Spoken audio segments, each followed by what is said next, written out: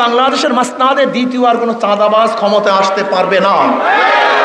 বাংলাদেশের মাসনাদে কোনো দুর্নীতিবাজ দ্বিতীয়বার ক্ষমতা আসতে পারবে না।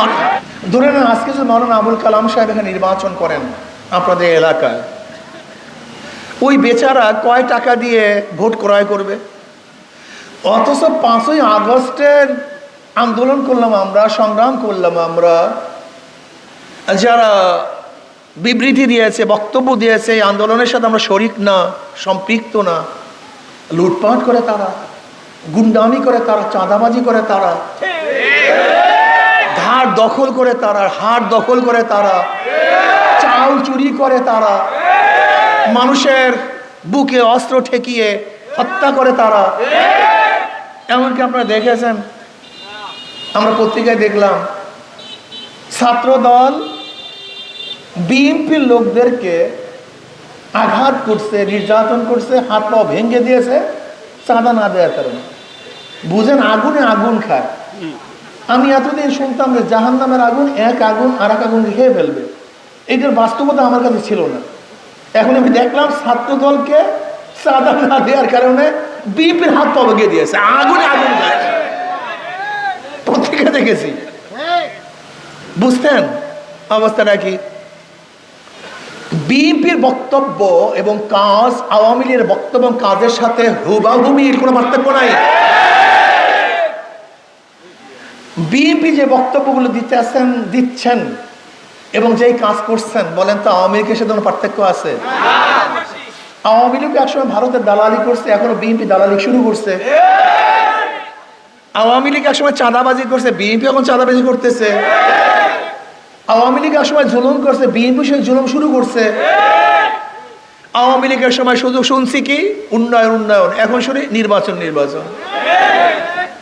অথচ অন্তর্বর্তীকালীন সরকার এসেছিলেন 3টা কাজ নিয়ে: সংস্কার, এরপরে বিচার, এরপরে নির্বাচন। সুন্দর একটা নির্বাচন উপহার তারা দিবেন, গ্রহণযোগ্য নির্বাচন উপহার দিবেন।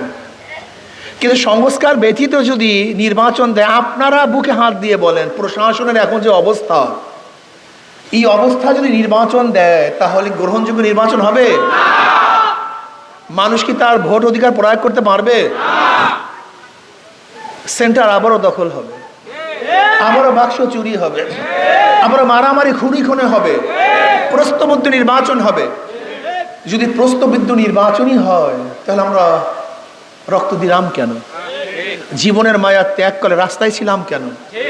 বিশ্বাস করবেন না, আমি চ্যালেঞ্জ দিলাম, ইসলামী আন্দোলন বাংলাদেশের যেই মাপের লিডাররা রাস্তায় ছিলেন জুলাই আগস্ট বিপ্লবে, বাংলাদেশের অন্য কোনো দলের লিডারদেরকে রাস্তায় দেখবেন না। আমাকে দেখান তো বিএনপির একজন লিডারের ছবি দেখান তো, একজন, 2জনের দরকার নেই, একজন। জামাতের একজন লিডারের ছবি দেখান তো, সামনের কাতারে জামাতের একজন লিডারের ছবি দেখাতে পারবেন না। ইসলামী আন্দোলন বাংলাদেশের সর্বোচ্চ লিডাররা মাঠে ছিলেন।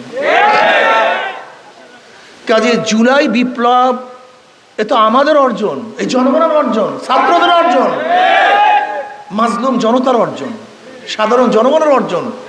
এটা কোনো দলের অর্জন না, কোনো ব্যক্তির অর্জন না। মানুষ শান্তি চায়, মুক্তি চায়, মানুষ শান্তিতে বসবাস করতে চায়।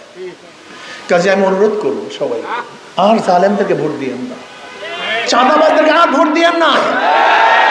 যদি আমিও চাঁদাবাজ হই আমাকে প্রত্যাখ্যান করুন, যদি আমিও জালেম হই আমাকে প্রত্যাখ্যান করুন। এরকম আপনারা ঐক্যবদ্ধ হন, জনগণ ঐক্যবদ্ধ হন।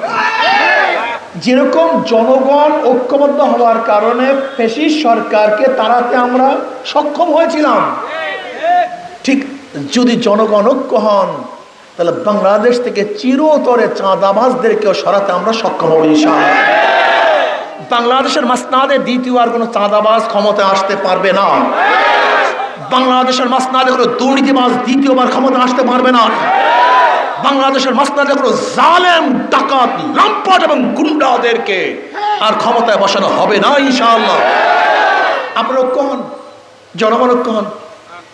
আজকের থেকে এতটুকু ঐক্য হন, যেই দলের মধ্যে, যেই ব্যক্তির মধ্যে চাঁদাবাজ আছে, জালেম আছে, খুনি আছে, ডাকাত আছে, লুচ্চা আছে, গুন্ডা আছে, ওদেরকে আমরা ভোট দেব না ইনশাআল্লাহ।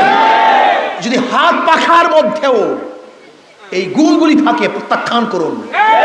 আমি এই কথা বলবো না হাত পাখাওয়ালারাও চুরি করলে, ডাকাতি করলে, চাঁদাবাজি করলে ভোট দেন না, না। রাজনীতি করতে আসছে মানুষকে শান্তি দেওয়ার জন্য, চুরি করার জন্য নয়। মানুষের সম্পদকে ফিরিয়ে দেওয়ার জন্য, দখল করার জন্য নয়। গরিব মানুষের প্রাপ্তিকে তাদের দ্বারে পুষিয়ে দেওয়ার জন্য, গরিবের চাউল মারার জন্য রাজনীতিতে আসি নাই। আপনারা ঐক্যবদ্ধ হন। যেই দলের মধ্যে চাঁদাবাজ আছে ওই দলকে আমরা ভোট দেব না।